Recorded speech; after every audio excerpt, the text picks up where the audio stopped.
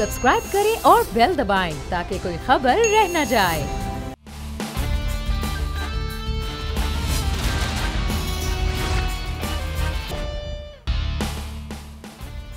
अस्सलामुअलैकुम। The special report with Mudassar Iqbal के साथ हाजिर खिदमत है। नाज़रीन, आज यकम रमज़ान मुबारक है। तमाम अहले पाकिस्तान को, अहले इस्लाम को, जहाँ जहाँ तक हमारी ट्रांसमिशन देखी जा रही है, यकम रमज़ान और रमज़ान मुबारक आपके लिए नेकियों का और बरकतों का महीना साबित हो। प्रोग्राम के आगाज़ में आज हम बात करेंगे सबसे पहले सियासी सूरत हाल से मुताल्लिक़ कि इस वक्त हुकूमत की स्टैंडिंग कहाँ है, क्योंकि अपोजिशन इस वक्त मुनक़सिम है, आपस में अपोजिशन करती हुई नज़र आ रही है। उम्मीद ये की जा रही थी कि ये अपोजिशन आगे आने वाले दिनों में अवामी मामलात को लेकर जब बढ़ेगी तो हुकूमत पर एक प्रेशर होगा, लेकिन ये अपोजिशन अब खुद तकसीम हुई, एक दूसरे पर इल्ज़ामात के मामलात हुए, ग्रुप से निकालने की बातें हुई। लेकिन क्या अगले आने वाले दिनों में दोबारा से ये अपोजिशन इकट्ठी हो सकती है या फिर ये अपोजिशन इसी तरह से मुनक़सम ही रहेगी? प्रोग्राम में ये भी आपको बताएंगे कि यकम रमज़ान मुबारक का आगाज़ हो गया, लेकिन वो जो महंगाई के दावे थे, क्या वाकई वो हवा हुए या फिर महंगाई उसी तरह से बरकरार है? जो दावे किए गए थे कि महंगाई ख़त्म होगी, लोगों के लिए सब्सिडी होगी, रमज़ान मुबारक में जो रमज़ान बाज़ार लगाए जाएंगे वहाँ सहूलियात होंगी, आज इस सूरत हाल पर भी पूरे मुल्क से हम तमाम तर अपने जो नुमाइंदगान हैं वहाँ से रिपोर्ट भी लेंगे। और कोरोना की सूरत हाल है जिससे बचना बहुत ज़रूरी है। आज इस वक्त सबसे ज़्यादा फिगर 135 अफराद जाँ बहक हो चुके हैं इस मूजी मरज़ से, लेकिन एहतियात का दामन शायद हम छोड़ चुके हैं। खुदा न खास्ता ये हमारे लिए और जानलेवा न साबित हो, इस पर भी आज बात होगी। लेकिन आगाज़ में हमारे साथ हमारे मेहमान मौजूद हैं सियासी सूरत हाल पर बात करने के लिए। सिद्दीक अल फारूक साहब पाकिस्तान मुस्लिम यूनियन के सीनियर रहनुमा हैं। सिद्दीक साहब, बहुत शुक्रिया सर, आपने हमें वक्त दिया। हमारे साथ नादिर गबोल साहब, पाकिस्तान पीपल्स पार्टी के बड़े यंग लीडर हैं। गबोल साहब, आपका भी बहुत शुक्रिया, हमें कुछ देर में ज्वाइन करेंगे। पाकिस्तान तहरीक इंसाफ के रहनुमा आफ्ताब जहांगीर साहब भी मेंबर नेशनल असम्बली हैं, उनसे भी हुकूमती सूरत हाल के हवाले से बात करेंगे। लेकिन अपोजिशन क्यों कर रही है? सिद्दीक अल फारूक साहब के पाकिस्तान मुस्लिम नून, पाकिस्तान पीपल्स पार्टी, दो बड़ी जमातें इकट्ठी हुई, मुख्तलिफ जलसे हुए, मुख्तलिफ मामलात, मीटिंग्स, आगे प्लान, लेकिन फिर एक मामला हुआ, वो इस्तीफ़ों का मामला था, जिसके बाद ऐसे ही ये जो ग्रुप है वो टूटा कि एक एक तिनका तिनका बिखरते बिखरते ये सूरत हाल होगी कि कल जो व्हाट्सएप ग्रुप्स हैं जिनमें आप लोगों का राब्ता होता था, वहाँ से भी पाकिस्तान पीपल्स पार्टी के लोगों को डिलीट कर दिया गया। तो अब ये है कि रास्ते अलग अलग हैं। पौने 3 साल के बाद जब हुकूमत ख़त्म हो रही है तो फिर आगे क्या बचेगा कि अपोजिशन इकट्ठी ना रह पाए, तो हुकूमत पर किस किस्म का प्रेशर होगा? बिस्मिल्लाहिर्रहमानिर्रहीम। बहुत शुक्रिया मुदस्सिर इकबाल साहब। अगर पीडीएम के अंदर ये बातें ना होती जिनका आप जिक्र कर रहे हैं तो आप ही नहीं, बाकी लोगों को भी बातें करने का और सवाल उठाने का मौका ना मिलता। ये बात तो है जी, लेकिन हकीकत सिर्फ इस्तीफ़ों की वजह से नहीं हुई। इस्तीफ़ों का मामला हल हो जाता। मामला वहाँ बिगड़ा है जहाँ आके पीडीएम के प्लेटफार्म की बजाय बाप और एएनपी के अलग वोट लेके जाके चुप करके वादे की खिलाफ वर्जी करते हुए गिलानी साहब को leader of the opposition in the senate बनाया गया। हालांकि मुस्लिम लीग नून ने नहीं, पूरी पीडीएम ने उनकी रुकनीत और उनके चेयरमैन बनने के लिए मुकम्मल पूरे वोट दिए, कहीं वादा खिलाफ़ी नहीं की। फिर उसके बाद एक और बहुत बड़ी बात जो आसिफ जरदारी साहब ने पीडीएम के सरबराही इजलास में ग़ालिबन 14 को हुआ था कि मैं नहीं लड़ सकता और मेरा तो एक ही बेटा है। बात उन्होंने ये ऐसी कर दी कि इसके बाद उन्होंने गोया जिद्दोजहद से दस्तबरदारी का ऐलान कर दिया। तो जब ऐसी सूरत हो कि कोई जिद्दोजहद भी ना कर सके, जो उन्हें इस तरह ऐलान करना नहीं चाहिए था, उन्होंने ऐलान कर दिया। उसके बाद यके बाद दीगरे बातें होती चली आई, वादों की खिलाफ वर्जी जो नहीं होनी चाहिए थी। तो फिर उसमें कोई क्या कर सकता है? लेकिन पीडीएम जो है वो आप भी जानते हैं, सारा मुल्क जानता है, मुस्लिम लीग नून, जेयूआई और जमातें बड़ी जमातें हैं और बड़ी कमिटेड जमातें हैं। मुस्लिम लीग, हम चाह रहे हैं जैसा कि मौलाना फजलुर रहमान साहब ने कहा है कि भाई वापस आ जाएं, यहाँ आके बात करें। तो आप, हम सब बराबर हैं, आप बात करें ताकि हम मिल के चलें। दूसरी बात जो आपने जल्दी से करूं, मौजूदा हुकूमत की है। देखिए, अपोजिशन मुत्तहिद हो लेकिन हुकूमत अवाम के मसाइल हल करने में कामयाब हो जाए तो मुतहद और बड़ी अपोजिशन भी कुछ नहीं कर सकती। लेकिन अगर अपोजिशन कमज़ोर भी हो, हुकूमत का ये हाल हो जो मौजूदा हुकूमत का है कि बिजली 8 रुपये यूनिट से 25 रुपये यूनिट पहुँच जाए, गैस 3-4 गुना बढ़ जाए, दवाइयों की कीमत तो मुदस्सिर साहब 5-5 गुना, 100 रुपये की दवा 500 की हो गई है।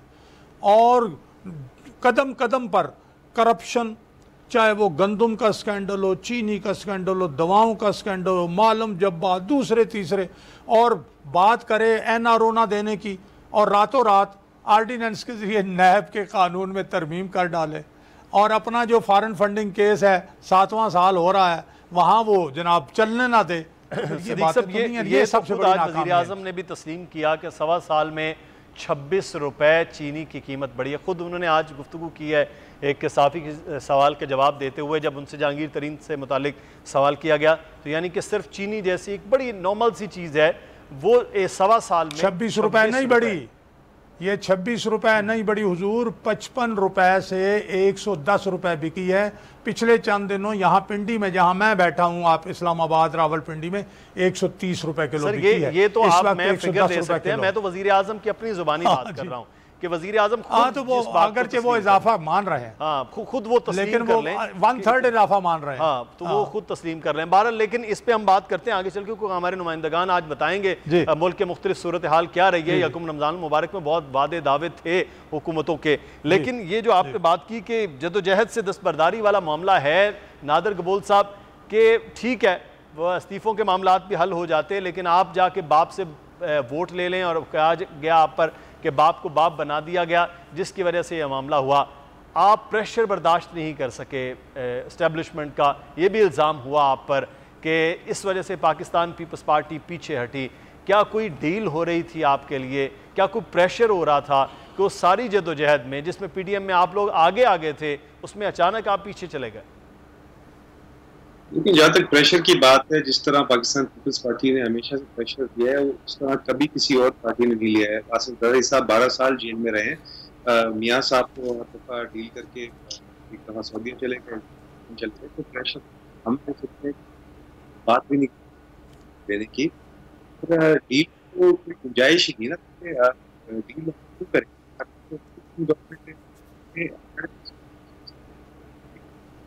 आवाज़ नहीं आ रही। नादिर गबोल साहब से हम दोबारा से रब्ता करते हैं। नादिर साहब आपकी आवाज़ जो है वो हम तक नहीं पहुंच रही है, दोबारा से हम रब्ता करते हैं नादिर गबोल साहब से। लेकिन एक चीज़ यहाँ पर ये बहरहाल ज़रूर है, सारे अमल के बाद हुकूमत खासी रिलैक्स नज़र आ रही है। जब अवामी नेशनल पार्टी अलग हुई और पाकिस्तान पीपल्स पार्टी भी एक तरह से अलग हो चुकी है, उनको ग्रुप से निकाल दिया गया, उन्होंने पहले इस्तीफ़े दिए, उसके बाद ग्रुप से निकाल दिया। बहरहाल वो अब हिस्सा है नहीं, लेकिन मौलाना फजलुर रहमान अभी भी कह रहे हैं कि नज़रसानी की जाए उन फैसलों पर जो दोनों जमातों की जानिब से किए गए हैं। वापसी के रास्ते सियासत में तो बहरहाल कहीं ना कहीं मौजूद होते हैं, लेकिन क्या फौरी तौर पर ये वापसी के रास्ते हो पाएंगे या नहीं, ये खासा एक मुश्किल काम है।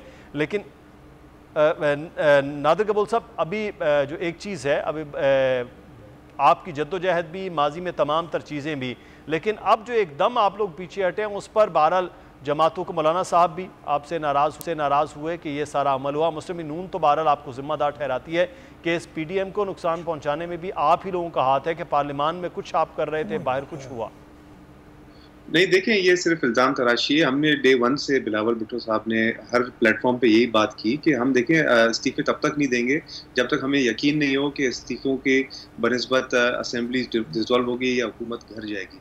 हम कह रहे थे कि अगर हम इस्तीफ़े दे दें और उसके बाद अगर इमरान खान बाई इलेक्शंस करा दें तमाम सीटों पे, फिर हम कहाँ के रहेंगे, हम तो कहीं के भी नहीं रहेंगे। और जो हमें सीटें मिली हैं ऑलरेडी, आवाम ने जहाँ पे हम पे भरोसा किया है और हमें असेंबलीज में भेजा है, हम आवाम की अमानत के साथ खयानत भी नहीं कर सकते ना। हम चाह रहे थे कि पहले लॉन्ग मार्च निकालें, इतना प्रेशर बिल्ड करें कि बस जब इस्तीफ़े आ जाए तो फिर इमरान खान के पास कोई और चारा नहीं रहे।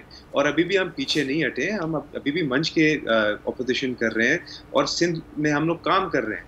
नून लीग के लिए और बाकी पार्टीज के लिए बड़ा आसान है ये बोलना कि इस्तीफा देके घर बैठ जाए, क्योंकि उनके पास कहीं गवर्नमेंट हुकूमत नहीं है। हमारे पास एक पूरे सूबे की जिम्मेदारी है। उस सूबे के साथ हम इस तरह से डिसलॉयल्टी नहीं शो कर सकते। हमने उनके लिए परफॉर्म करना है।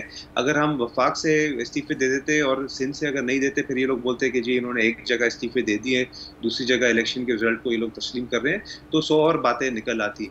अभी भी देखें, इन्होंने इस तरह की जबान इस्तेमाल की कि बाप को बाप बना दिया। हमने किसी को बाप नहीं बनाया, ना हमने पहले कभी बनाया है, ना हमने 80 के दौर में किसी को बाप बनाया, ना हमने 90 के दौर में किसी को बाप बनाया है।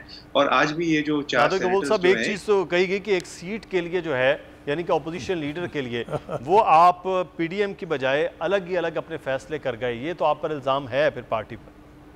नहीं, देखिए, जो अपोजिशन लीडर सेनेट के अंदर है वो हमारा हक है, क्योंकि हमारा सबसे ज़्यादा सेनेटर्स हैं इस वक्त कंपेयर टू नून लीग या किसी भी और पार्टी, तो ये हक तो हमारा था ऑलरेडी।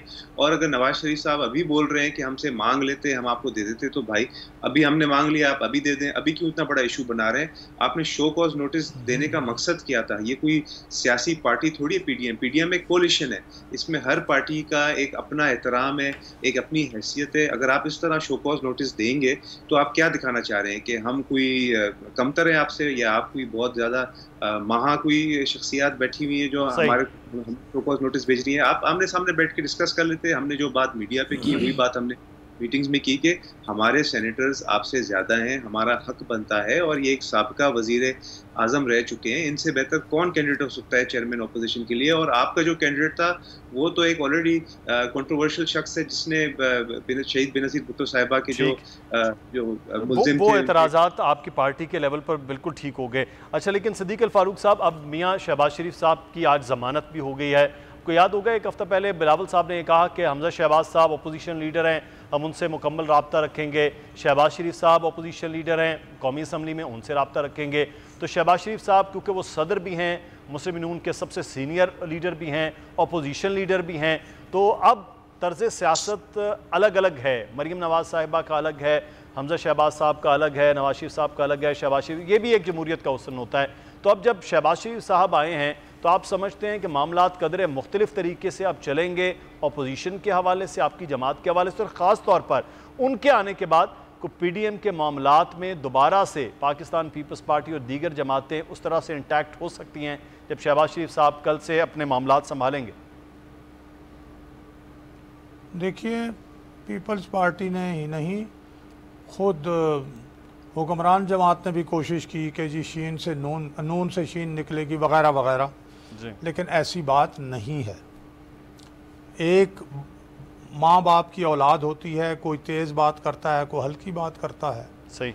अब गुफ्तगू में फ़र्क हो सकता है, लेकिन लीडर तो शहबाज शरीफ साहब ने वाज़े तौर पर कह दिया कि मैं नवाज़ शरीफ साहब को वालिद की वफ़ात के बाद तो अपने बाप की जगह समझता हूँ जी, उनका ही हुक्म चलेगा।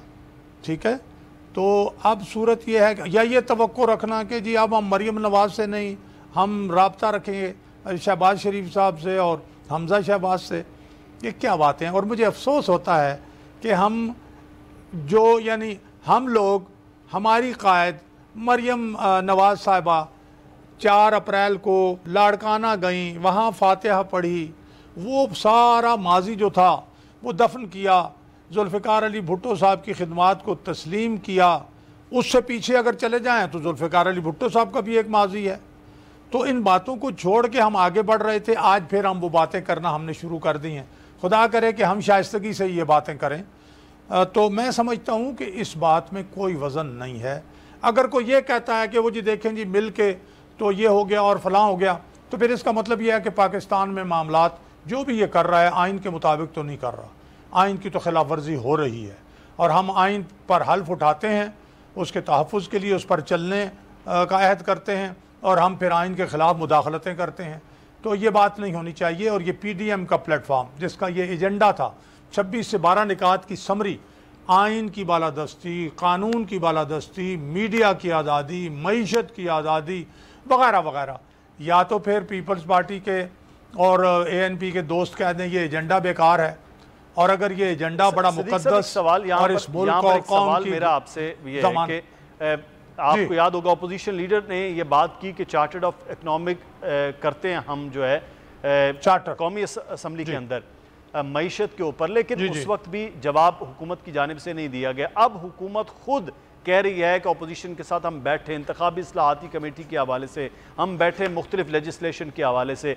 अब शहबाज शरीफ साहब ऐवान में भी होंगे मौजूद और फुल फ्लैज होंगे। बिलावल भुट्टो साहब तो पहले ही इंतखाबी इस्लाहाती कमेटियों और उन चीज़ों के हवाले से कह चुके हैं और उनके तो लोग भी जा रहे हैं। तो अब हुकूमत के साथ मिलकर पार्लिमान की जो सियासत है, पार्लिमान का जो तर्ज है, वहाँ पर अब पाकिस्तान मुस्लिम नून भी वैसे ही नज़र आएगी जैसे हुकूमत अब चाह रही है, जैसे पहले आप चाह रहे थे। जो बिस्मिल्लाह शुरू में ही इस मुल्क के मफाद में अगरचे सेलेक्टेड भी कहा और अगरचे इलेक्शंस को कहा कि ये रिग्ड हैं, और ख़ुद इलेक्शन कमीशन से ये बयान आया कि 95% फॉर्म 45 पर दस्तखत ही कोई नहीं है, उसके बावजूद हमने ये कहा कि इस वक्त ज़रा इनको मौका देते हैं, जो भी इम्पोज किया गया है निज़ाम लोग। और उस वक्त तहरीक लब्बैक के धरने का भी आप देखें, हम पूरी अपोजिशन ने मुखालफत की थी कि नहीं हम होने देंगे। इसी तरह से बिलावल भुट्टो जरदारी साहब ने सेलेक्टेड प्राइम मिनिस्टर कहने के बावजूद कदम बढ़ाओ शायद अपना इमरान खान हम तुम्हारे साथ हैं का नारा भी लगाया। कहीं इमरान खान साहब में भी वो शाइस्तगी, वो नरमी, वो मामला फहमी आई कि जाके बिलावल भुट्टो साहब का हाथ अपने हाथ में लेते और कहते बिल्कुल हम साथ चलेंगे। जब शहबाज शरीफ साहब ने इकोनॉमिक चार्टर का कहा, क्या इमरान खान में वो वसअत क़ल्बी और वो स्टेट्समैनशिप का मुजाहरा सामने आया कि वो लीडर ऑफ द अपोजिशन की सीट पे जाके कहते कि आपने बहुत अच्छा कहा, आइए मिल के बैठते हैं। अब 3.25 साल में पुलों के नीचे से इतना पानी बह गया है, मईशत बर्बाद कर दी, तिजारत ज़राअत बर्बाद कर दी, दोबारा लोड शेडिंग होनी शुरू हो गई, महंगाई कहाँ चली गई। ये जो डॉलर कर रहे हैं, ये $200 बिलियन अमरीकी सदर ने मार्केट में फेंका है, जिसकी वजह से डॉलर की कीमत कम हो गया, रुपया मुस्तहकम नहीं हुआ। रुपया तो तब मुस्तहकम होगा जब जीडीपी ऊपर जाएगी, जब और बहुत से अवामिल जो होंगे। तो इसलिए इस वक्त जितनी तबाही हो चुकी है, क्या उसमें बेहतरी की गुंजाइश है? और आप सिर्फ बात करते हो इलेक्शन रूल्स और इलेक्शन लॉज में जिस तरह इस्लाहात की। मैं कहता हूं जो इलेक्शन रूल्स मौजूद हैं ये उन्हीं के तहत, ये डस्का का इलेक्शन हुआ है ना, सिर्फ इलेक्शन कमीशन ने और इंतज़ामिया ने अपना जो है वो अपना रोल बेहतर किया है, उसी वक्त गिनती गिन के और फॉर्म 45 पे दस्तखत होकर नतीजा सामने आ गया। क्या इस्लाहात करना चाहते हैं आप? मुझे तो समझ नहीं आती। इंडिया में तो 7 दिन पोलिंग बूथ जो है वहाँ से निकलता है, पोलिंग बॉक्सेस सेंट्रल पूल में जमा होते हैं, 8वें दिन के बाद गिनती शुरू होती है। कोई नहीं कहता कि जी धांधली हुई है। ये यहाँ ही धांधली होती है तो कौन धांधली करता है, ये देखने की बात है। हमें एक ब्रेक की जानिब बढ़ना है जी। ब्रेक लेते हैं, मेहमान हमारे मौजूद हैं, आप भी हमारे साथ रहिएगा कि हम वापस आते हैं कि फिर अगर ये तमाम तर चीज़ें पार्लियामान में ही अब डिस्कस होनी हैं तो फिर हुकूमत के ख़ात्मे की जो बात है, क्या फिर वो हवा हो गई है या किस्सा पारीना बन गई है? इस पर भी बात करेंगे जी।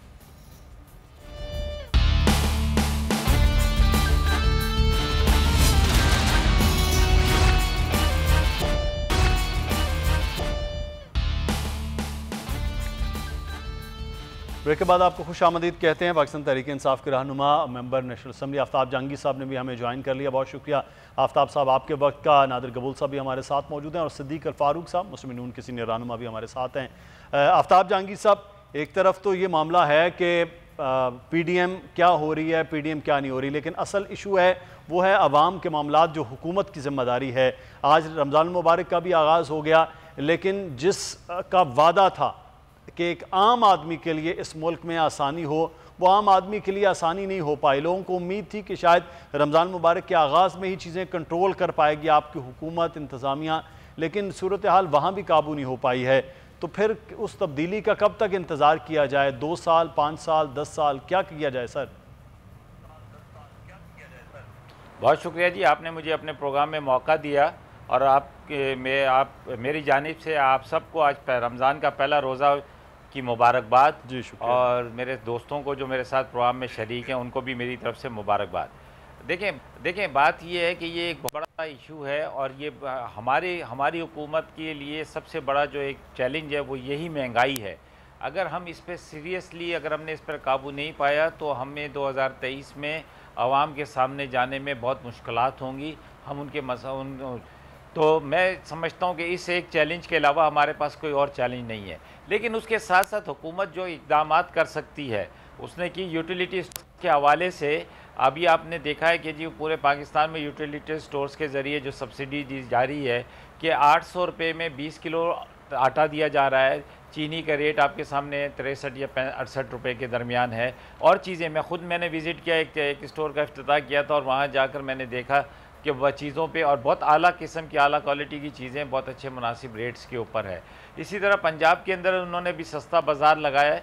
लेकिन उसके साथ साथ हम बहैसियत पाकिस्तानी, बहैसियत मुसलमान, हमारी भी ज़िम्मेदारी है कि जब हम जिस कारोबार से मुंसलिक हैं, ख़ास तौर पे कोई अगर ऐसा मजहबी त्यौहार आता है या कोई ऐसा बाबरकत महीना आता है तो वहाँ पर थोड़ी सी अगर हम अपना मुनाफे में कमी कर लें या कोई ऐसा मतलब कुछ गुंजाइश निकाल लें कि आवाम को रिलीफ देने के लिए। सारा साल हम कमाते हैं, अगर एक साल अगर हमने ना कमाया तो कोई फर्क नहीं पड़ेगा। नहीं सर, तो ये तो आप बात कर रहे हैं कि सारा साल हमारे यहाँ तो ये मौके पर वहाँ पर रिलीफ दिया जाता है, इस महीने में सारे साल का कमाया जाना ज़रूरी होता है। ये भी एक बड़ा रवैया हमारा है। अच्छा, यही तो मैं कह रहा हूँ कि जबकि इसी हमसे बरक्स जो गैर मुस्लिम है वो अपनी त्यौहारात की। आफ्ताब साहब, आपने यूटिलिटी स्टोर से मुतालिक बात की है, यूटिलिटी स्टोर से मुतालिक आपने बात की। यूटिलिटी स्टोर्स पर हमारे नुमाइंदे कफ़ील अहमद कराची में मौजूद हैं, उनसे जान लेते हैं। कफ़ील, आगाह कीजिएगा, यूटिलिटी स्टोर में वज़ीर आज़म, एक तो यहाँ सब्सिडाइज चीज़ें होंगी, दूसरा मयार भी बेहतर होगा। क्या सूरत हाल आपने कफ़ील यहाँ पर देखी है यूटिलिटी स्टोर पर आज? देखिए, वज़ीर आज़म के अनाउंस करदा पैकेज के तहत यूटिलिटी स्टोर्स के ऊपर 19 अशिया पर सब्सिडी जो है वो दी जा रही है। मैं इस वक्त फ़ेज़ 2 में मौजूद हूँ। डिफेंस में आप रश देख सकते हैं, यहाँ पर मर्द हज़रात भी मौजूद हैं, ख़वातीन भी बेचारी सुबह से यहाँ मौजूद हैं जो कि बैठी हुई वेट करें कि कब उनका नंबर आएगा, उसके बाद मिलेंगी। कुछ लोगों से हम बात करेंगे। सर, ये बताएं कि अशिया मिल रही है बासानी और मार्केट से कितने कम प्राइस हैं? सर, मिल रही तो रही है लेकिन मुश्किल है, थोड़ा सा उसको वेट करना पड़ता है। एक रमज़ान महीना है, ऊपर से यहाँ पे जो है आपको पता है महंगाई है, लोग सब इधर आते हैं ज़्यादातर, तो अशिया तो थोड़ी बहुत कम है, लेकिन ये है कि टाइम से मिले तो फिर ही सर मज़ा है ना। आपका रोज़ा है? जी सर, रोज़ा। अच्छा, तो अभी कितना दे रहे हैं? 10 किलो आटा और 2 किलो चीनी? सर, चीनी तो अभी आई है फ़िलहाल, तो बाकी आटा है, बाकी कुछ सामान थोड़ा बहुत ले लें, वो अशिया वगैरह। कुछ मार्केट से कम है, आप समझती हैं? जी, मार्केट से रेट कम है, लेकिन हम लोग कल भी आए थे, कल भी हमें नहीं मिला, ना टोकन मिला, ना कुछ अंदर जाने दिया। आज हम सुबह 9 बजे से दोबारा आए में, इस वक्त तक हमारा नंबर नहीं आया और रेट गए थे और ख़त्म हो गया था, चीनी भी और आटा भी। जी, और आज चीनी और आटे के लिए बैठे। आटा सस्ता मिलेगा, चीनी सस्ता मिलेगा, और शरबत मरबत चावल मामल ये मार्केट के रेट में बेचते हैं, और सस्ता नहीं दिया। आटा सस्ता दिया और चीनी सस्ता दिया, और ये नूर चीज़ छोटा चीज़ ये मार्केट में मजबूरी है भाई, क्या करें, आ रहे हैं बस इसलिए कि लेना है कुछ ना कुछ। आटा महंगा है, इधर से ले के जाते हैं, और तो कोई ऐसी नहीं है। बाकी तो रेट इसी तरह ही है।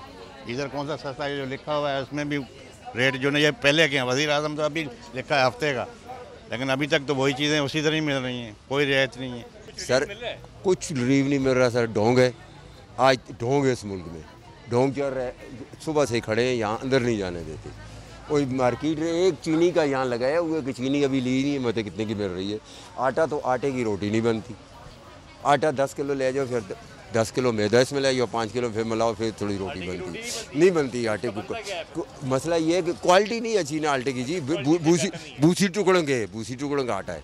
मार्केट से थोड़ा बहुत फ़र्क है तकरीबन, लेकिन ये कि यहाँ पे मिलना बहुत मुश्किल है। यहाँ आप आएँ, लाइन लगाएं बाकायदा, फिर वो लाइन के बाद कहते हैं नहीं हमने टोकन बांटे थे, वो अपने जान पहचान वाले थे, वो लोग अंदर चले जाते हैं। जो इस तरह से हम ख्वार हैं ना, ये हम सुबह 9 बजे 8:30 बजे से 10 बजे तक आके हम लोग खड़े हुए और अब तक वहाँ के सामने है। सर, प्राइस तो सही मिल रही है, रिलीफ मिल रहा है इधर से, लेकिन मेरी वज़ीर आज़म से गुजारिश है कि आटा, घी, चीनी और दूध ये हमेशा के लिए गरीबों के लिए सस्ता कर दे। नहीं, हम लोग मुतमईन हैं इमरान खान के इससे ना, जब तो इतनी लंबी लंबी लाइनों में खड़े हुए, कुछ बचत है जब तो खड़े हो रहे। कल हम आए हैं, कल सुबह तो मिला जुला रद्द अमल नज़र आ रहा है, लेकिन जो लाइनें हैं रोज़े की हालत में कफ़ील अहमद हमें दिखा रहे थे वो बड़ी तवील हैं, और जिस तरह से लोग लाइनों में लगकर आटा चीनी ख़रीद रहे हैं ये खासा एक मुश्किल सा अमल है। नादिर कबूल साहब, ये तो मामलात ये हैं कि जो वफाकी हुकूमत ने, सूबाई हुकूमत में ये अब सिंध हुकूमत पर ख़ास तौर पर यह बहुत ज़्यादा बात हो रही है कि जितनी महंगाई, जितनी चीज़ें, सब कुछ है, आपने सारा फोकस उठा के वफाकी हुकूमत पर डाल दिया। जो जिम्मेदारियाँ सूबाई हुकूमत की हैं, ख़ासतौर पर रिलीफ के हवाले से, वो भी इस बड़े शहर में जिसको खुद अब कहा जा रहा है कि बहुत ज़्यादा आबादी है, मरदमशुमारी से भी ज़्यादा आबादी है, उसमें कहीं नज़र नहीं आ रही। तो आपकी हुकूमत जो है, जो अभी आप बात कर रहे थे कि आवाम को रिलीफ देना है, वो रिलीफ कहाँ है सर? देखिए, महंगाई तो वफाक से आती है ना, ये प्राइसेस सेट करना, चाहे चीनी या अशिया खुर्दनोश ले लें या पेट्रोलियम ले लें, गैस ले लें, ये तो सब वफाक से आता है। हमारा काम सिर्फ ये है कि हम मेक श्योर करें कि यहाँ पे अभी एक नया चैलेंज है। चैलेंज ये है कि जो ऑलरेडी प्राइसेस सेट की गई हैं गवर्नमेंट की तरफ से, उस पर इम्प्लीमेंटेशन करना है। जैसे आपको पता ही होगा कि पिछले साल जो पेट्रोलियम का बुरान हुआ था कि पेट्रोलियम की प्राइसेस कुछ थी और जो पेट्रोलियम की प्राइस या शुगर की प्राइस या कुछ और चीज़ों की प्राइस तो गबोल साहब विफाक से होती है, लेकिन बाकी ये सूबाई चैप्टर है। सूबाई हुकूमतों, जैसे मियाँ शहबाज शरीफ साहब की 10 साल हुकूमत रही, हमने रमज़ान बाज़ारों की एक बहुतात देखी। पिछले 3 रमज़ान से इस हुकूमत ने भी वही सिलसिले को जारी रखा। बहरहाल ये एक उसी डगर को रखा गया, लेकिन यहाँ वो सस्ते रमज़ान बाज़ारों का सिलसिला हमें कराची में नज़र नहीं आता, जहाँ पर को फल या बाकी चीज़ें अशिया सस्ती मिल सकें। देखिए, इस वक्त महंगाई की लहर इतनी ज़्यादा है कि इस वक्त जो ऑलरेडी प्राइसेस सेट है उससे भी ज़्यादा बेचना चाह रहे हैं जो दुकानदार हैं। हम फिलहाल कोशिश कर रहे हैं कि कम से कम रिलीफ आवाम को ये दें कि जो प्राइसेस सेट की गई है उस पर इम्प्लीमेंटेशन हो। डीसीज को हमने तमाम को मुतरक किया है, उनको बोला है कि मेक श्योर करें कि जितने भी मार्केट्स हैं उसमें जो प्राइस चेक आप करें और मेक श्योर करें कि कोई भी चीज़ मार्केट के प्राइस सेट से ज़्यादा में आप नहीं बेचें। तो इसके ऊपर एक बहुत बड़ी कामयाबी है कराची की, जहाँ दीगर और सिंध हुकूमत की, जहाँ दीगर सूबों में हमने देखा है कि ऑलरेडी जो प्राइस सेट है उससे भी ज़्यादा महंगे में बेची जा रही है अशिया खुर्दनोश। नहीं सर, ये थोड़ी सी मालूमात मैं आपकी क्लियर कर दूँ।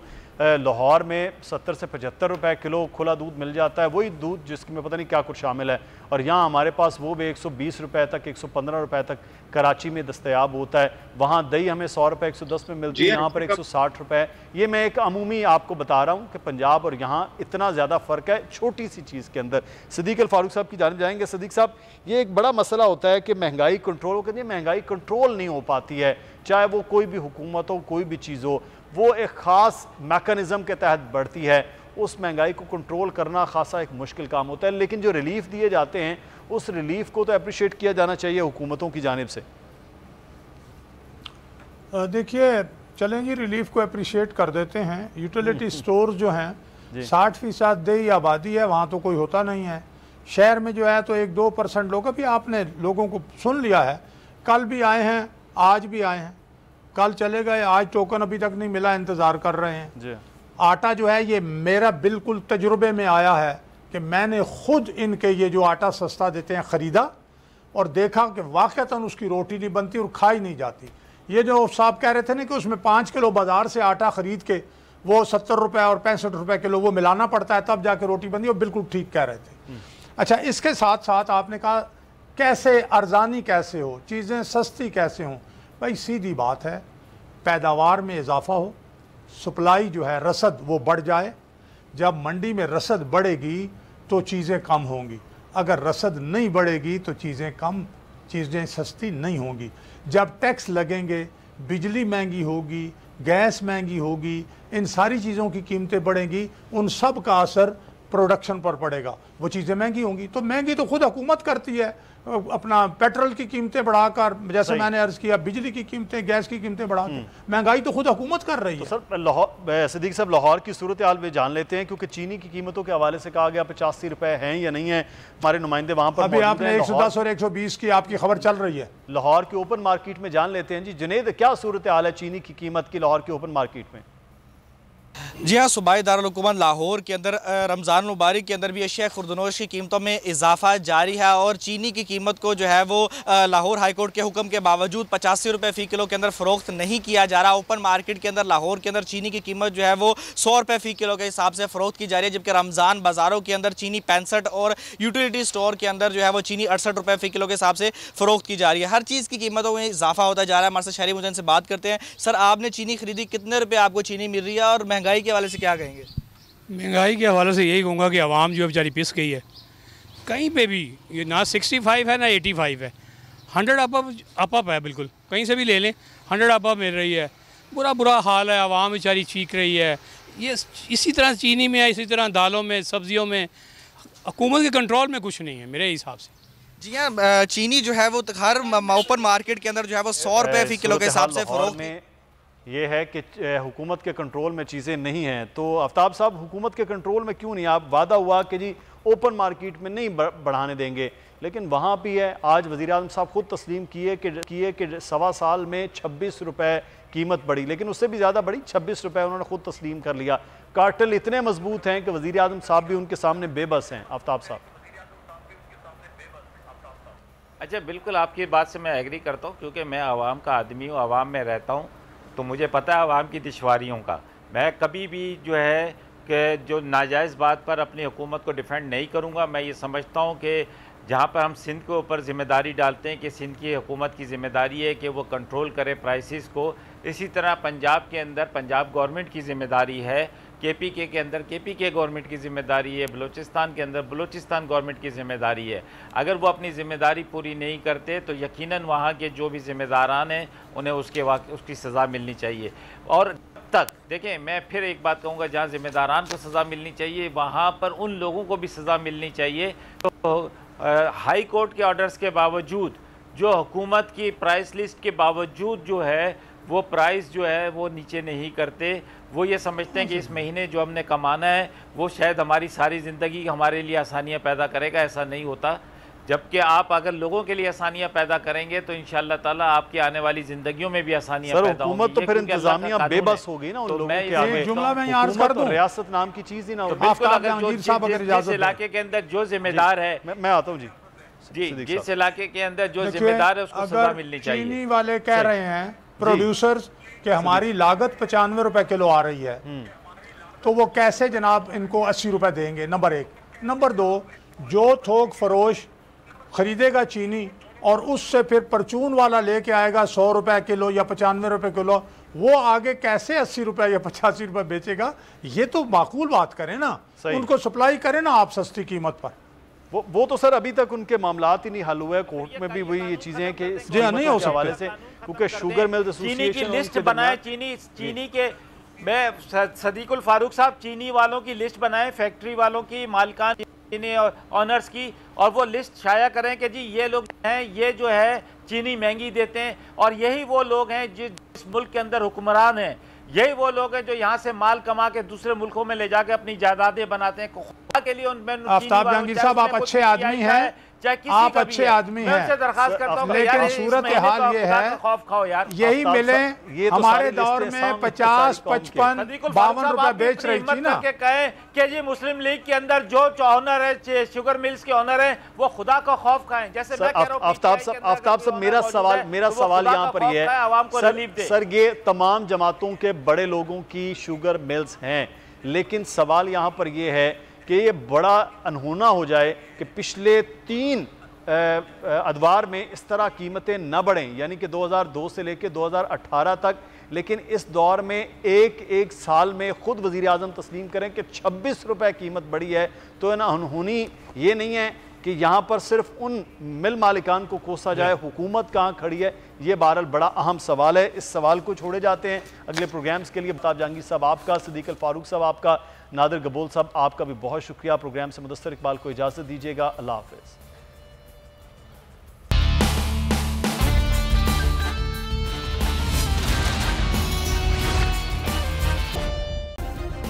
सब्सक्राइब करें और बेल दबाएं ताकि कोई खबर रह न जाए।